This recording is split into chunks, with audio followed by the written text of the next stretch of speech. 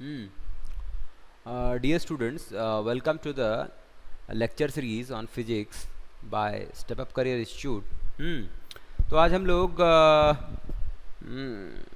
नया चैप्टर शुरू करेंगे, काइनेमेटिक्स की पढ़ाई शुरू करेंगे. काइनेमेटिक्स वर्ड से शायद आप फेमिलियर नहीं होंगे, पहले मैं उसको एक्सप्लेन करता हूँ, लेकिन उससे पहले मैं मैकेनिक्स के बारे में बताता हूँ कि मैकेनिक्स किस सब्जेक्ट को कहते हैं. मैकेनिक्स जो है क्या है. मैकेनिक्स जो है आपका एक फिजिक्स का ब्रांच है, branch of physics,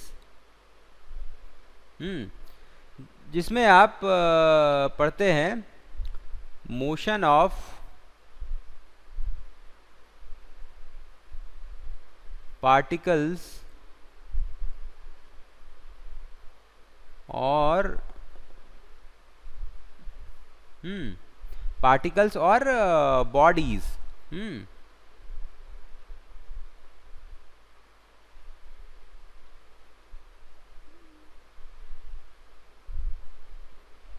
bodies in space and time. कि आपका पार्टिकल्स या बॉडी का मोशन जो है स्पेस एंड टाइम में कैसे होता है, उसको आप पढ़ते हैं इस मैकेनिक्स में. वो ब्रांच ऑफ फिजिक्स है जिसमें आप ये चीज़ पढ़ते हैं. मोशन की पढ़ाई आप मैकेनिक्स में करते हैं. तो अब यहाँ पे मैकेनिक्स में आपका मोशन की पढ़ाई करते हैं, तो मैकेनिक्स के आपके दो पार्ट हो जाते हैं. का मैकेनिक्स में मैकेनिक्स का ही दो पार्ट हो जाता है. एक आपका काइनेमेटिक्स हो गया जो ऊपर लिखा हुआ है.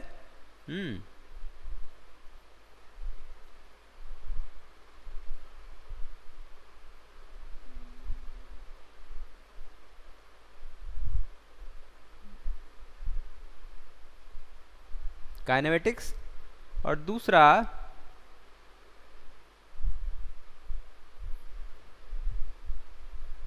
डायनामिक्स. तो काइनेमेटिक्स में आप मोशन को पढ़ते हैं. मोशन को पढ़ते हैं लेकिन मोशन के काउज को नहीं पढ़ते हैं. मोशन पढ़ते हैं, study of motion but not its cause.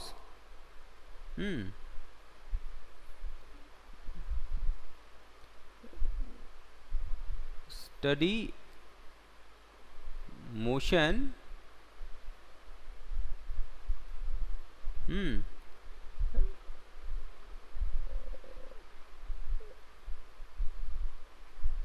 Regardless of cause. तो मोशन को तो पढ़ते हैं काइनेमेटिक्स में, लेकिन मोशन का जो काउज है उसको नहीं पढ़ते हैं. मोशन के काउज को आप नहीं पढ़ते हैं. तो मोशन का काउज जो है क्या क्या है, अभी तक जो आपने जूनियर क्लासेस पढ़ा है कि मोशन के होने के, मोशन के चेंज होने के पीछे क्या रीज़न रहता है, क्यों मोशन चेंज होता है. मोशन चेंज होना दैट मीन्स पोजीशन चेंज होना. मोशन मतलब पोजीशन में चेंज, पोजीशन, वेलोसिटी, एक्सेलरेशन, ये चीज़ें आप काइनेमेटिक्स में पढ़ते हैं, मोशन में पढ़ते हैं. और ये वेलोसिटी के चेंज होने, एक्सेलरेशन और ये सब के लिए आपको क्या रिस्पॉन्सिबल है, क्या काउज है. काउज है आपका, अगर आपका रेक्टिलिनियर मोशन है तो काउज है फोर्स, और अगर एंगुलर मोशन है, एंगुलर मोशन है या रोटेशनल मोशन है तो काउज है आपका टॉर्क. तो ये चीज जो है, ये दोनों काउज जो है ये आप इसमें नहीं पढ़ते हैं. यही काउज है. फोर्स आपका हम्म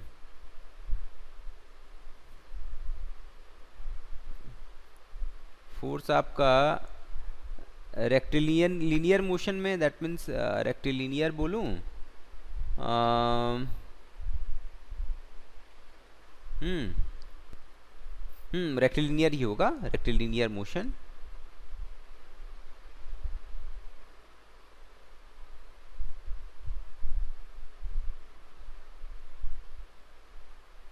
हम्म रेक्टिलिनियर मोशन। और टॉर्क आपका एंगुलर मोशन के लिए या एंगुलर और रोटेशनल मोशन, एंगुलर और रोटेशनल मोशन में का जो चेंज होने का जो काउज है, या उसके लिए जो काउज है वो आपका टॉर्क है, और रेक्टिलिनियर मोशन के लिए फोर्स है। हम्म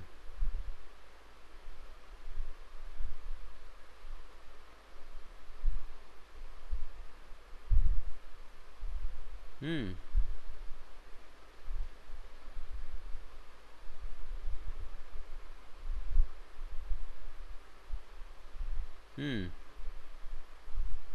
इसको मैं अच्छे से लिखता हूँ। तो फोर्स आपका रेक्टिलिनियर मोशन के लिए है, टॉर्क आपका एंगुलर मोशन या रोटेशनल मोशन के लिए है। ठीक है। तो काइनेमेटिक्स में आप मोशन स्टडी करते हैं रिगार्डलेस ऑफ काउज, काउज जो है फोर्स या टॉर्क ये सब आप नहीं स्टडी करते हैं। इसमें आप पार्टिकल का या बॉडी का पोजीशन स्टडी करते हैं, पोजीशन स्टडी करते हैं, उसके बाद उसका वेलोसिटी स्टडी करते हैं, पोजीशन में चेंज या वेलोसिटी, हाँ वेलोसिटी स्पीड ये स्टडी करते हैं।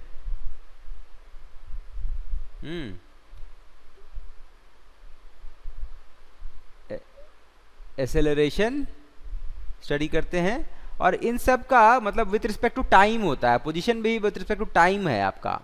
टाइम के साथ जो मोशन क्या है, टाइम के साथ आप टाइम के और एक रेफरेंस होता है, मोशन के लिए आपका एक रेफरेंस होना जरूरी है। उसको भी मैं लिखता हूँ,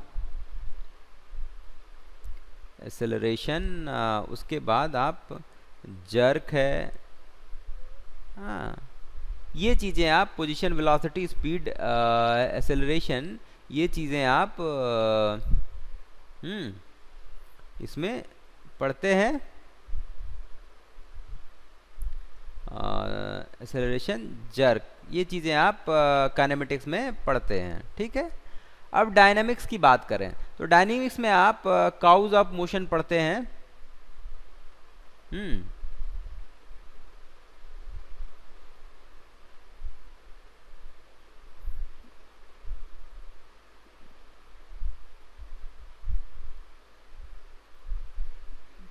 जो कि यहाँ पे दिया हुआ है फोर्स और टॉर्क।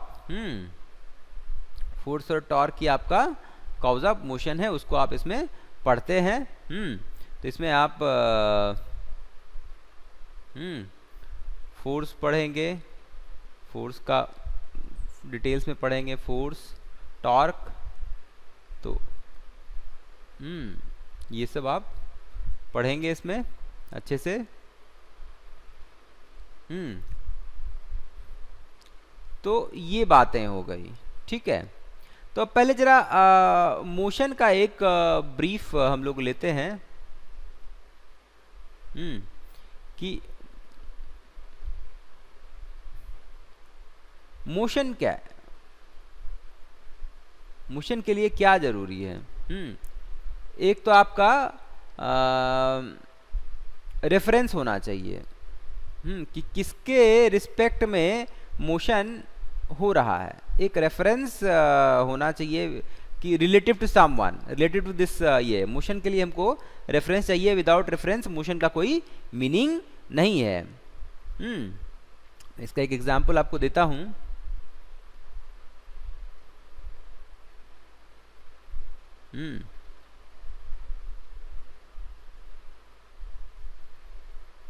सपोज आप एक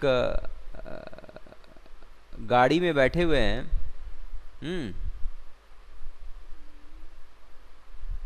गाड़ी में बैठे हुए हैं, ये उसका व्हील है,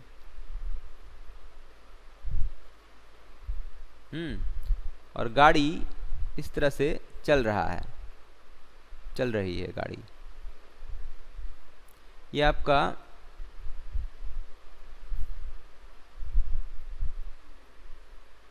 ग्राउंड है।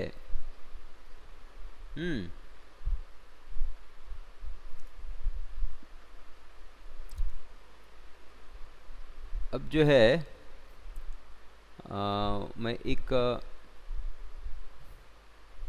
दूसरा पर्सन बनाता हूँ। इसको मैं बोलता हूँ पर्सन 1, इसको मैं बोलता हूँ पर्सन 2, और एक और पर्सन मैं बनाता हूँ गाड़ी के अंदर, वो भी बैठा हुआ है। ये है पर्सन 3। तो अब जो है, अब सपोज ये गाड़ी चल रही है और ये आपका जस्ट मैंने एग्जांपल के लिए मान लिया कि ये 10 मीटर पर सेकेंड से राइट साइड में मूव कर रही है। और ये आपका स्टेशनरी ग्राउंड है, ये आपका ग्राउंड है, रोड है ये। ठीक है,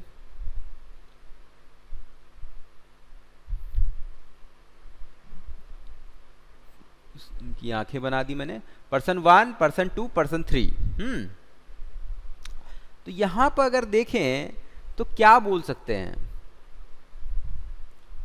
कि पर्सन 1 जो है, पर्सन 3 जो है, पर्सन 1 को रेस्ट में देखेगा कि पर्सन 1 जो है 3 पर्सन 3 जो देखेगा तो पर्सन 1 को रुका हुआ देखेगा कि ये रुका हुआ है, मेरे रिस्पेक्ट मोशन में नहीं है। तो पर्सन मैं अगर स्टेटमेंट बोलूं, person 1 is at rest with respect to, WRT मतलब with respect to. Person 1 is at rest with respect to person 3।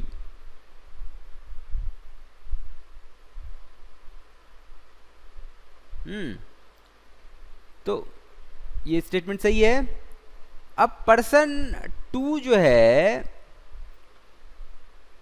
Person 2 अगर पर्सन 1 को देख रहा है तो वो क्या देखेगा? वो पर्सन 1 को मोशन में देखेगा। पर्सन 1 उसको अपने टुवर्ड्स आता हुआ दिखाई। पर्सन 1 जो है पर्सन 2 को दिखाई देगा कि पर्सन 1 पर्सन 2 के टुवर्ड्स आ रहा है, उसकी तरफ आ रहा है।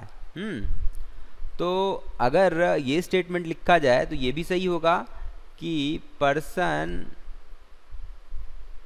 1 is in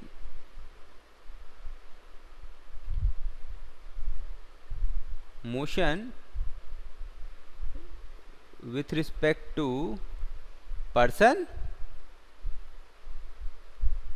3। अब हम यहाँ पे क्या देख पा रहे हैं? पर्सन 1 जो है, पर्सन 1 यहाँ रेस्ट में भी है, पर्सन 1 यहाँ मोशन में भी है। तो ऐसा कैसे हो सकता है कि सेम चीज जो है, सेम ऑब्जेक्ट या same body, same person rest में भी है, मोशन में भी है, अगर रेफरेंस चेंज हो जा रहा है तो।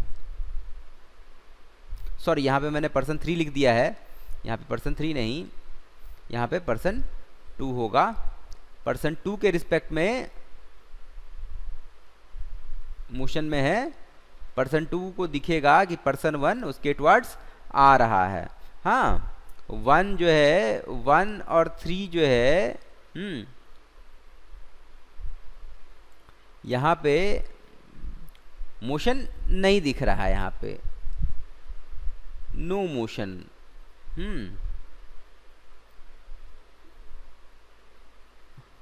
और 1 अगर 2 के रिस्पेक्ट में देखा जाए तो 1 जो है 2 की तरफ अप्रोच करता हुआ दिख रहा है। 2 को दिखेगा कि 1 उसकी तरफ आ रहा है।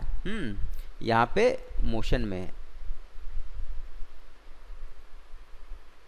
यहाँ नो मोशन और यहाँ पे मोशन है।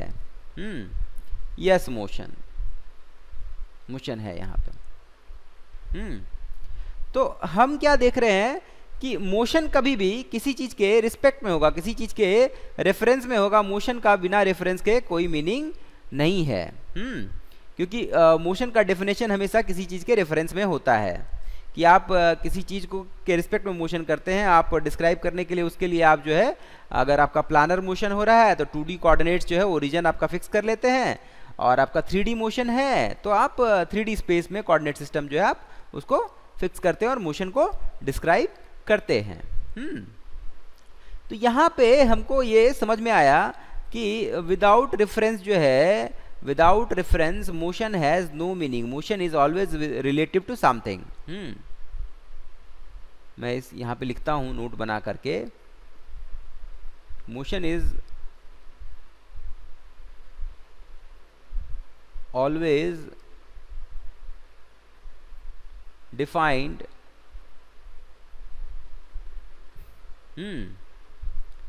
रिलेटिव टू अ रेफरेंस, जिसको हम रेफर कर रहे हैं, जिसके रिस्पेक्ट में हम मोशन में बता रहे हैं। तो मोशन जो है आपका रिलेटिव टर्म हो गया, एब्सोल्यूट नहीं हुआ। मोशन हमेशा किसी ना किसी चीज के रिस्पेक्ट में होगा, रिलेटिव टर्म है, रिलेटिव टू अ रेफरेंस। ठीक है। तो ये हमने देख लिया कि मोशन के लिए कैसे रेफरेंस आपका जरूरी है, बिना रेफरेंस के मोशन का कोई मीनिंग नहीं होता है। अब चलिए आगे बढ़ते हैं। हमने ये देख लिया कि हम काइनेमेटिक्स के का अपना स्टडी को आगे बढ़ाएंगे। इस क्लास में, अभी इस क्लास में हम लोग काइनेमेटिक्स ही करेंगे, डायनेमिक्स बाद में शुरू करेंगे। अभी जब न्यूटन्स लॉज ऑफ मोशन शुरू होगा तब आपका डायनेमिक्स शुरू हो जाएगा। आपका जो मोशन में है, आपका जो काइनेमेटिक्स का सिंपल है सब, 1 dimensional, 2 dimensional, 3 dimensional motion, projectile motion, तो ये सब आप जो है काइनेमेटिक्स में पढ़ लेंगे। तो प्रोजेक्टाइल मोशन जो है वो एग्जाम्पल ऑफ 2 डायमेंशनल मोशन है, प्लानर मोशन है। यहाँ पे मैं जब ये बात मैंने बोला है तो मैं इसको आपको लिख भी देता हूँ, ये बार बार रिपीट होता रहेगा।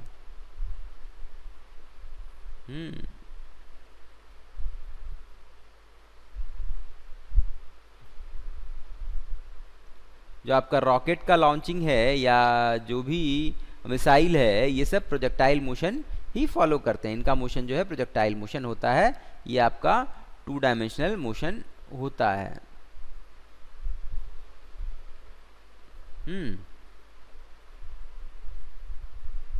तो ये सब आप काइनेमेटिक्स में पढ़ेंगे। ठीक है।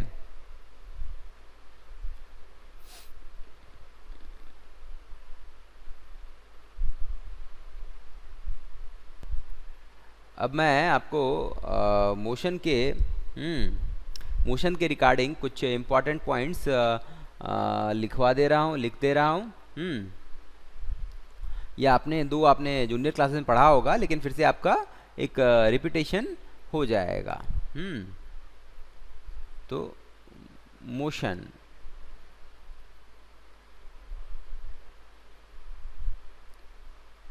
क्या क्या पॉइंट्स हैं? तो आपका वेलोसिटी का डायरेक्शन जो है, direction of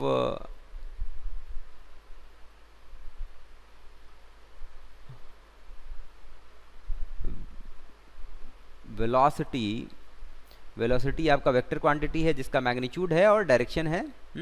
direction of velocity is in direction of motion. जिस डायरेक्शन में मोशन हो रहा है उसी डायरेक्शन में वेलोसिटी का भी वही direction, is in direction of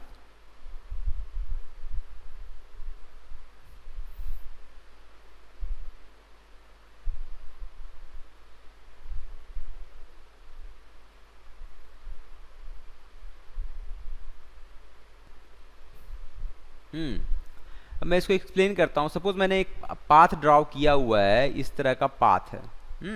इस तरह के पाथ पे कोई पार्टिकल चल रहा है, कोई पार्टिकल चल रहा है, ये पार्टिकल चल रहा है इस तरह के पाथ पे। तो अब मान लीजिए यहाँ पे ऐसा पाथ है, तो इसका डायरेक्शन क्या होगा? इसके टेंजेंट होगा, इसके टेंजेंट होगा इस पाथ के। तो ये जो ये डायरेक्शन है, यही डायरेक्शन ऑफ वेलोसिटी भी हो जाएगा और इसी डायरेक्शन में मोशन भी हो रहा है, तो वेलोसिटी का आपका यही डायरेक्शन होगा। वेलोसिटी वेक्टर क्वांटिटी है। अब इस पॉइंट पे सपोज इस पॉइंट पे, तो इस पॉइंट पे किधर हो जाएगा direction of motion? Direction motion आपका इसके टेंजेंट यूं होगा। तो यही आपका वेलोसिटी का डायरेक्शन यहाँ पे हो जाएगा। अगर इस पॉइंट को लें तो इस जगह पाथ का टेंजेंट किस डायरेक्शन में जा रहा है? इस डायरेक्शन, इसके टेंजेंट के डायरेक्शन में जा रहा है, इस तरह से जा रहा है। तो यही यहाँ पे वेलोसिटी का डायरेक्शन जो है ये हो जाएगा। तो हम देख पा रहे हैं कि मोशन का जो डायरेक्शन है वही वेलोसिटी का डायरेक्शन है। जिस डायरेक्शन में मोशन हो रहा है उसी डायरेक्शन में वेलोसिटी का भी वही डायरेक्शन है। तो आपका tangent to path at the point, यही है आपका डायरेक्शन ऑफ मोशन और वही है आपका डायरेक्शन ऑफ वेलोसिटी। यही आपका डायरेक्शन है। डायरेक्शन ऑफ मोशन कहें या डायरेक्शन ऑफ वेलोसिटी कहें।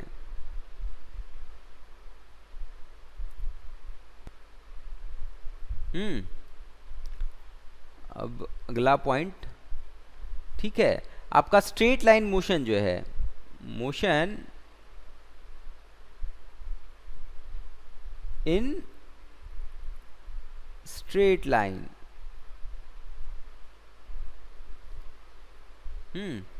Motion in straight line, straight line, ये जो है आपका ये वन डायरेक्शनल मोशन है, वन डी मोशन है।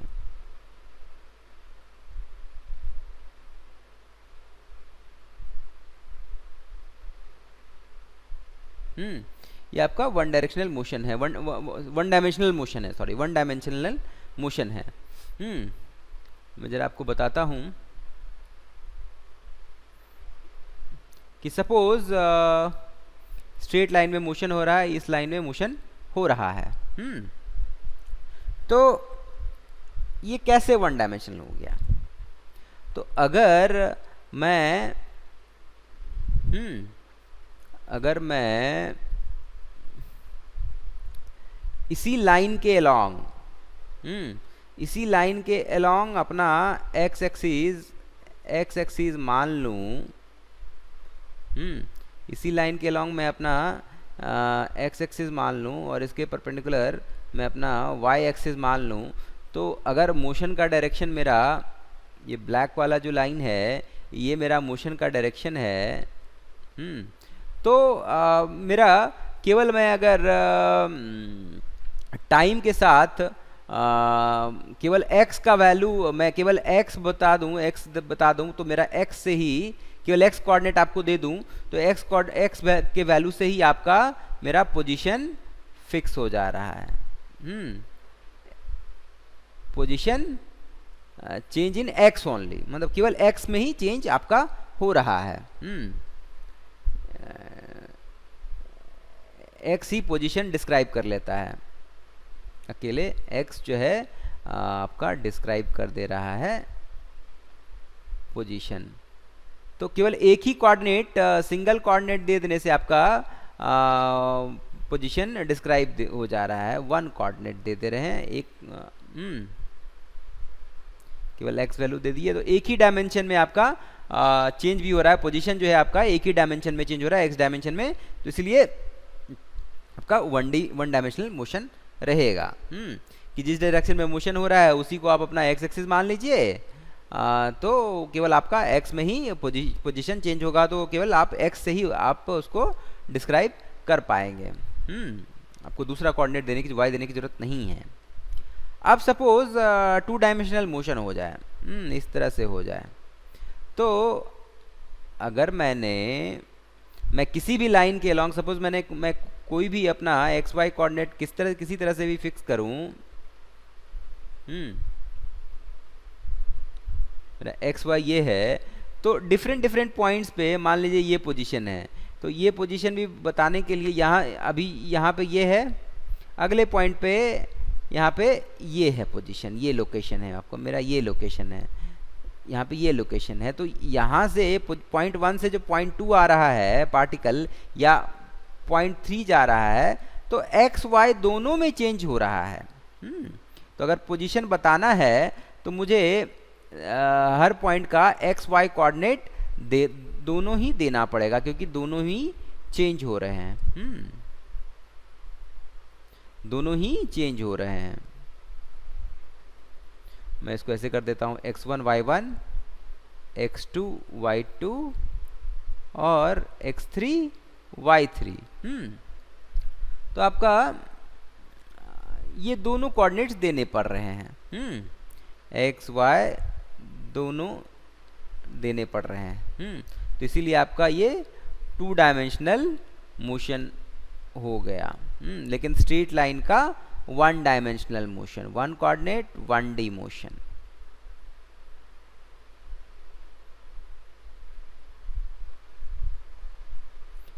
To D motion.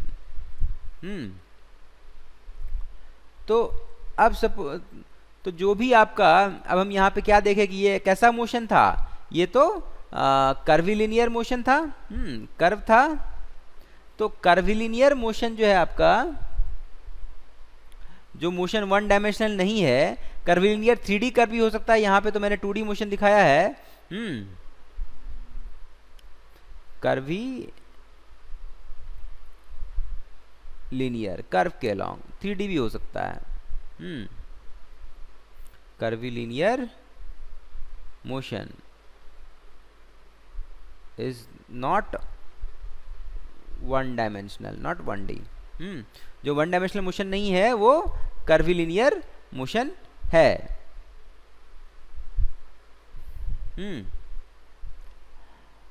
अब जैसे मैं एग्जांपल लेता हूं आपका कर्विलिनियर मोशन का, कुछ एग्जांपल दे देता हूं। आपका ये हो गया। एग्जांपल के लिए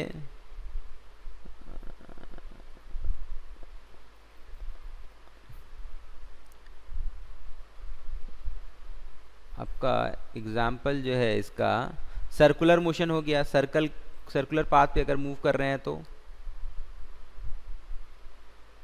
सर्कुलर मोशन, ये कर्विलिनियर है।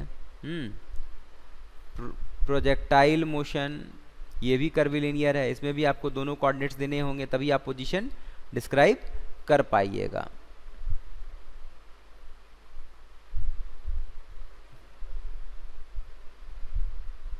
यहाँ लिख देता हूं 2 कोऑर्डिनेट्स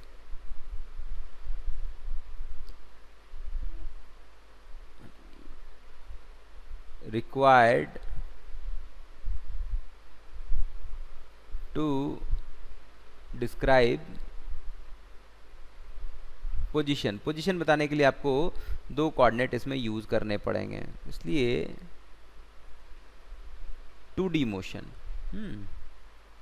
और इसमें एक कोऑर्डिनेट से ही आप पोजीशन बता पा रहे थे, इसलिए 1D मोशन था। ठीक है।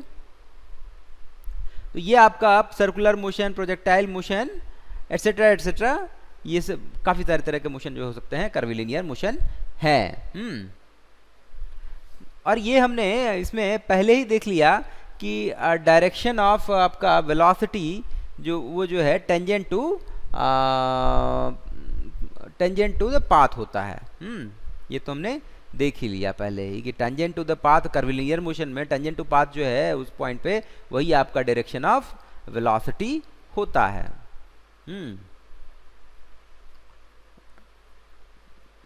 डायरेक्शन ऑफ वेलोसिटी का वेलोसिटी का जो डायरेक्शन होता है वो tangent to the path at the point tangent होता है। ये मैं पहले ही बोल चुका हूं।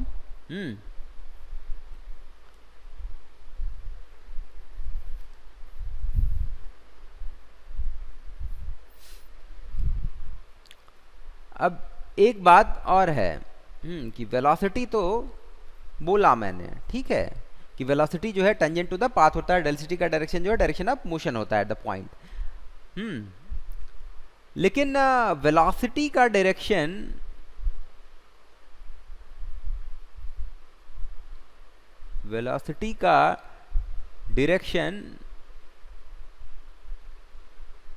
और एक्सेलरेशन का डायरेक्शन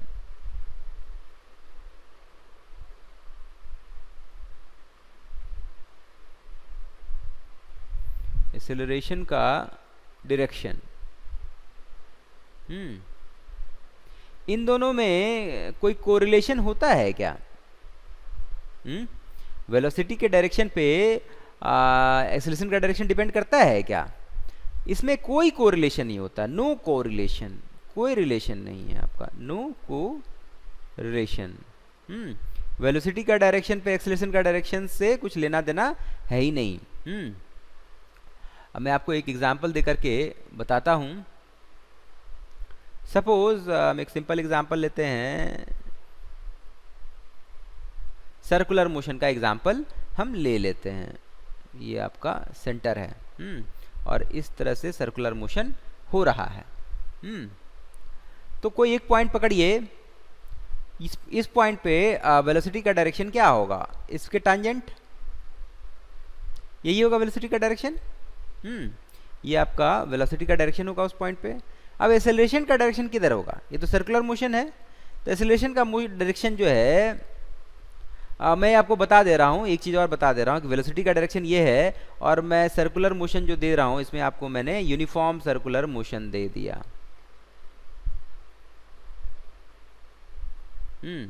तो इसमें यूनिफॉर्म सर्कुलर मोशन में स्पीड आपका चेंज नहीं होता, स्पीड कांस्टेंट होता है, कांस्टेंट स्पीड से सर्कुलर मोशन कर रहा है, यूनिफॉर्म सर्कुलर मोशन। इसमें आपका स्पीड जो है कांस्टेंट रहता है, स्पीड जो है कांस्टेंट रहता है। तो यूनिफॉर्म सर्कुलर मोशन में अगर आप पाथ का टेंजेंट लेते हैं तो वो आपका वेलोसिटी का डायरेक्शन है। तो एक्सेलरेशन का डायरेक्शन हमने किधर पढ़ा था? इसमें हमने पढ़ा था यूनिफॉर्म कोई भी सर्कुलर मोशन कराने के लिए आपको सेंट्रीपिटल फोर्स चाहिए और सेंट्रीपिटल फोर्स हमेशा टुवर्ड्स द सेंटर लगेगा। सेंट्रीपिटल फोर्स चाहिए और सेंट्रीपिटल एक्सेलरेशन जो है आपका, सेंट्रीपिटल एक्सेलरेशन हमेशा टुवर्ड्स द सेंटर रहेगा और सेंट्रीपिटल एक्सेलरेशन का वैल्यू जो है आपका v² बाय r रहेगा। r आपका रेडियस ऑफ सर्कल है, सर्कल का जो रेडियस है वही r है। तो ये आपका सेंट्रीपिटल एक्सेलरेशन जो है टुवर्ड्स द सेंटर है। इसका डायरेक्शन जो भी हो v² बाय r जो है इसका मैग्नीट्यूड होगा और ये आपका ac वेक्टर जो ये है। तो यहाँ पे इसका डायरेक्शन मैं n कैप से रिप्रेजेंट कर देता हूँ और n कैप जो है वेलोसिटी के परपेंडिकुलर है। n कैप एक यूनिट वेक्टर है और उसका मैग्नीट्यूड जो है, एक्सेलरेशन वेक्टर का मैग्नीट्यूड जो है, सेंट्रीपिटल एक्सेलरेशन का मैग्नीट्यूड जो है वो v² बाय r होता है। तो एक्सेलरेशन का जो मैग्नीट्यूड है वो v² बाय r है और डायरेक्शन इसका टुवर्ड्स द सेंटर है। सेंटर को मैंने o बोल दिया, o पॉइंट बोल दिया। तो AC जो है आपका, AC जो है इस केस में परपेंडिकुलर टू वेलोसिटी है। वो हमेशा वेलोसिटी के परपेंडिकुलर है। लेकिन इस केस में तो परपेंडिकुलर हमेशा रहेगा, लेकिन कोई यूनिफॉर्म सर्कुलर मोशन है तो अगर यूनिफॉर्म सर्कुलर मोशन नहीं है तो परपेंडिकुलर नहीं रहेगा, कोई कोरिलेशन ही नहीं रहेगा। वो डिपेंड करेगा कि आपका स्पीड कितने एक्सेलरेशन से स्पीड का चेंज हो रहा है। तो कोई कोरिलेशन ऐसा कुछ नहीं है। इस केस में यूनिफॉर्म सर्कुलर मोशन में हमेशा परपेंडिकुलर रहता है क्योंकि यूनिफॉर्म सर्कुलर मोशन में स्पीड चेंज नहीं होता है। वैसे इनका कोई कोरिलेशन होता नहीं है। आपका ये भी हो सकता है, मान लीजिए आप कोई कर्विनल पाथ पे हो और आप इस पॉइंट पे हैं, इस पॉइंट पे हैं, तो आपका वेलोसिटी जो है इस डायरेक्शन में होगा, लेकिन आपका एक्सेलरेशन किसी भी डायरेक्शन में हो सकता है। आपका एक्सेलरेशन इधर भी हो सकता है, इधर भी हो सकता है, या इधर भी हो सकता है, या इधर भी हो सकता है, या इस डायरेक्शन में भी होता है, या आप ऐसे भी हो सकता है, या वेलोसिटी के डायरेक्शन में भी हो सकता है। तो डायरेक्शन ऑफ एक्सीलरेशन जो है सारे के सारे करेक्ट हैं, किधर भी हो सकते हैं। वो डिपेंड करता है कि आपका किस डायरेक्शन में फोर्स लग रहा है, नेट फोर्स जो है पार्टिकल पे किस डायरेक्शन में है। जिस डायरेक्शन में नेट फोर्स होगा उसी डायरेक्शन में आपका एक्सीलरेशन होगा। तो ये आपका है। अब हम लोग अपने लेक्चर में थोड़ा आगे बढ़ते हैं और सपोज मैं आपको 1D मोशन के लिए कुछ चीज़ें डिस्क्राइब कर रहा हूँ। 1D मोशन है, 1 डायमेंशनल मोशन मैंने अभी ले लिया। 1 डायमेंशनल मोशन मतलब स्ट्रेट लाइन मोशन मैंने लिया। तो स्ट्रेट लाइन मोशन में पोजीशन के लिए मोशन हमेशा टाइम के साथ मतलब स्पेस एंड टाइम में चेंज होता है। तो स्पेस में चेंज मतलब पोजीशन में चेंज, और change with respect to time. Motion जो है क्या है आपका, change in space and time. तो change in space and time को आप लिख सकते हैं चेंज ऑफ पोजीशन। स्पेस में आप पोजीशन कीजिएगा, change of position in space with respect to time. तो मोशन आपका यही है। अब 1D मोशन, 1D मोशन में पोजीशन को आप केवल x कोऑर्डिनेट से डिस्क्राइब कर लेंगे, x से, ठीक है। अब पोजीशन के बाद पोजीशन आपका x से है, फिर आप वेलोसिटी लेंगे। तो अगर मैं वेक्टर लेता हूँ, वेक्टर लेता हूँ, तो वेक्टर में मैं पोजीशन को अगर s से रिप्रेजेंट करूँ तो s equal to x i cap, क्योंकि केवल x डायरेक्शन में है। पोजीशन को मैं s से रिप्रेजेंट कर रहा हूँ। वेलोसिटी को अगर मैं v से रिप्रेजेंट करूँ तो वेलोसिटी v जो है ये मेरा क्या होता है, change in position with respect to time. Delta is मेरा डिस्प्लेसमेंट हो जाता था। Change in position with respect to time. Delta T आपका चेंज इन टाइम है। डेल्टा एस जो है आपका हो गया ये डिस्प्लेसमेंट, क्योंकि वेक्टर है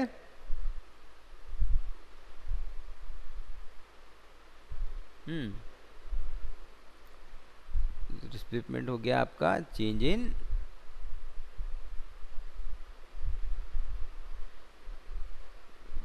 पोजीशन। डिस्प्लेसमेंट वेक्टर क्वांटिटी है, आपने पढ़ा था। और डिस्प्लेसमेंट जो है आपका shortest straight line path between the initial and final point होता है। और ये आपका चेंज इन टाइम है या टाइम इलैप्स्ड, जिस टाइम में ये डिस्प्लेसमेंट हुआ।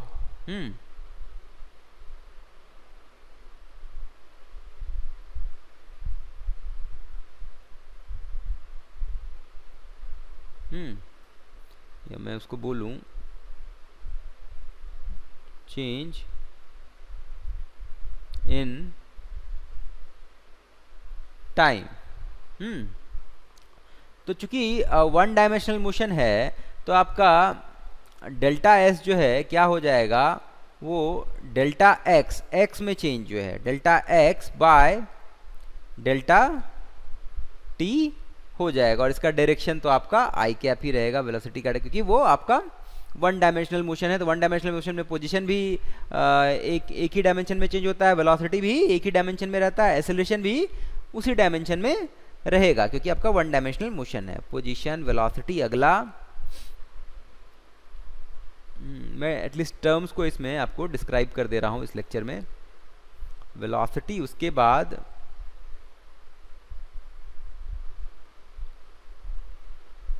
एक्सेलरेशन, ये भी वेक्टर क्वांटिटी है। ए जो है आपका change in velocity by change in time है, delta V by delta T. ये आपने पढ़ा था जूनियर क्लासेस में, v minus U by T. तो delta V by delta T, और इसका भी डायरेक्शन जो है आपका इसी एक्स डायरेक्शन में ही रहेगा क्योंकि वन डायमेंशनल मोशन है। तो ये हो गया, कितने पोजीशन हो गया, पोजीशन का चेंज वेलोसिटी हो गया, वेलोसिटी में चेंज जो है एक्सेलरेशन हो गया, और अब एक्सेलरेशन में चेंज जरा देखते हैं, एक्सेलरेशन में चेंज क्या होगा।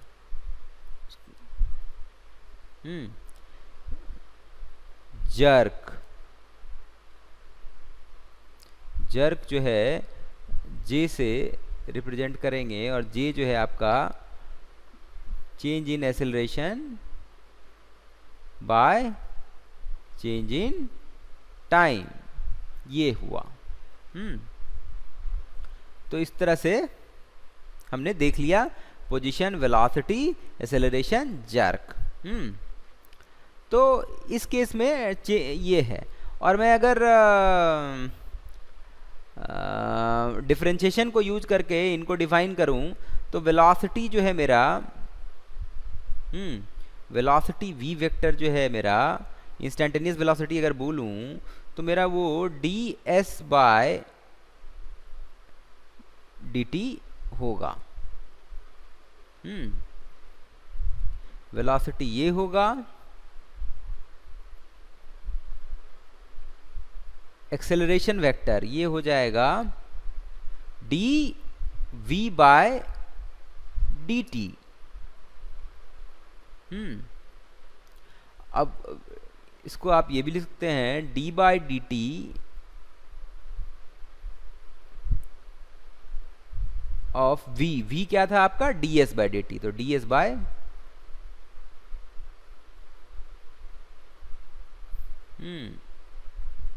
तो यहां पे ये आ जाएगा d2 बोलते हैं इसको, d2s, डी स्क्वायर नहीं बोलेंगे, d2s क्योंकि सेकेंड ऑर्डर डिफरेंशिएशन है। इसको एक बार डिफरेंशिएट किए, फिर से टाइम के रिस्पेक्ट में इसको डिफरेंशिएट किए, d2s bye dt square, dt है दो बार, तो dt इंटू dt स्क्वायर हो गया। और यहाँ पे ds स्क्वायर नहीं या d स्क्वायर नहीं, d दो बार आया है तो d स्क्वायर से रिप्रेजेंट किए हैं, इसको बोलेंगे d2s बाय dt2।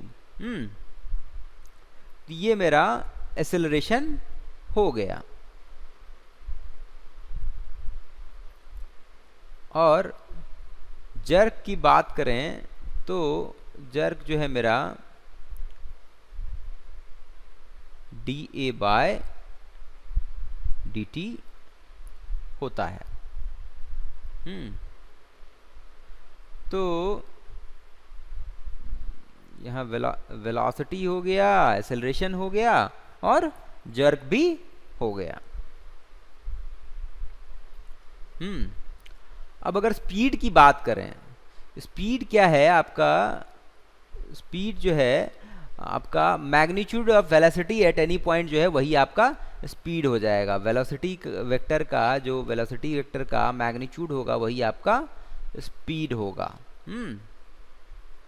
इसको आप लिख सकते हैं मॉड v, मतलब मैंने वेलोसिटी वेक्टर का मैग्नीट्यूड लिया, इसको आप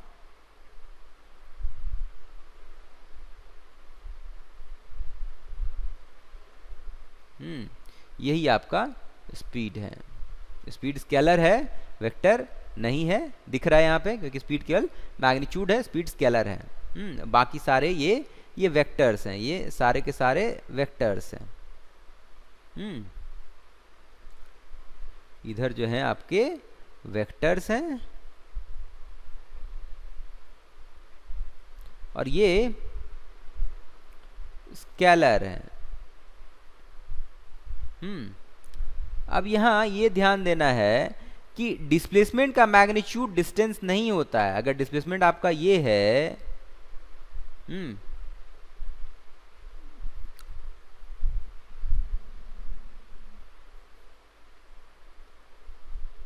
डिस्प्लेसमेंट ये है, s वेक्टर से आप डिस्प्लेसमेंट कर रहे हैं, तो डिस्प्लेसमेंट का जो डेल्टा एस से अगर डिस्प्लेसमेंट किया मैंने एस फॉर पोजीशन, ठीक है, डेल्टा एस जो है, delta S is not equal to distance. मतलब डिस्प्लेसमेंट का मैग्नीट्यूड डिस्टेंस नहीं है, distance is not magnitude of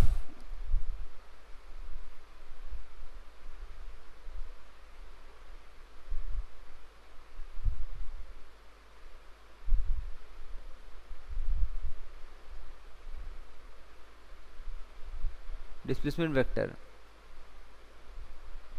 और यहाँ पे जो मैंने स्पीड लिखा ये एक्चुअली में एवरेज स्पीड नहीं है, ये इंस्टेंटेनियस स्पीड के लिए वैलिड है।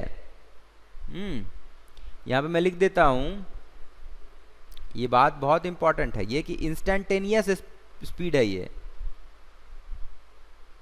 एवरेज स्पीड नहीं है। किसी भी एक इंस्टेंट पे जो स्पीड है वो ये होगा। तो ये बहुत इंपॉर्टेंट है, इंस्टेंटेनियस स्पीड मैंने शुरू में लिखा नहीं था, ध्यान देना है इसको, ये इंस्टेंटेनियस स्पीड ही है। क्योंकि एवरेज स्पीड तो आपका स्पीड जो है आपका स्पीड जो है आपका डिस्टेंस बाय टाइम होता है, डिस्टेंस अपॉन टाइम।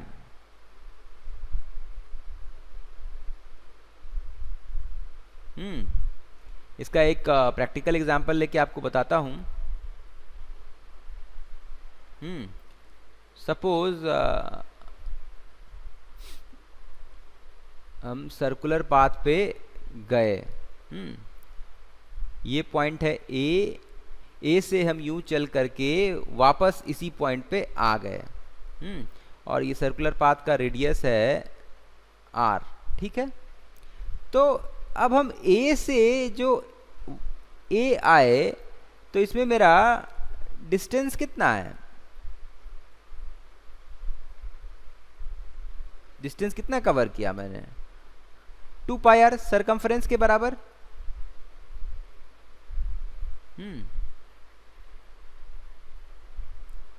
और डिस्प्लेसमेंट मेरा कितना हुआ,